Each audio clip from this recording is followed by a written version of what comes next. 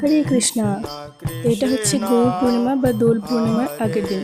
তো এই দোল পূর্ণিমার আগের দিন এই সমস্ত কাঠ বা এই যে গাছগুলো জড়ো করা রয়েছে এগুলোর মধ্যে আগুন জ্বালিয়ে একটা উৎসব করা হয়।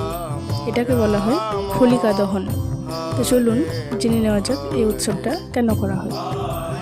হিরণ্যকশিপুর পুত্র প্রহ্লাদ মহারাজের জন্ম অসুরকুলে হলেও ছোটবেলা থেকেই তার মনে ছিল বিষ্ণুর প্রতি অশেষ বিশ্বাস, ভক্তি ও ভালোবাসা। তো ভগবান বিষ্ণু সেই জন্য তাকে তার সব বিপদের হাত থেকে রক্ষা করতেন।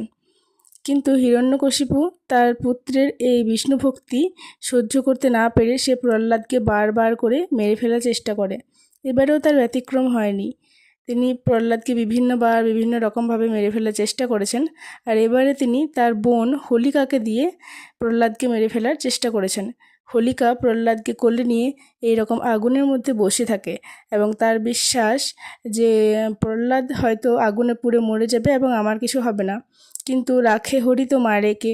প্রহ্লাদকে বাঁচানোর জন্য ভগবান সর্বদাই তৎপর। প্রহ্লাদকে রক্ষা করেন এবং হোলিকা পুড়ে ছাই হয়ে যায়।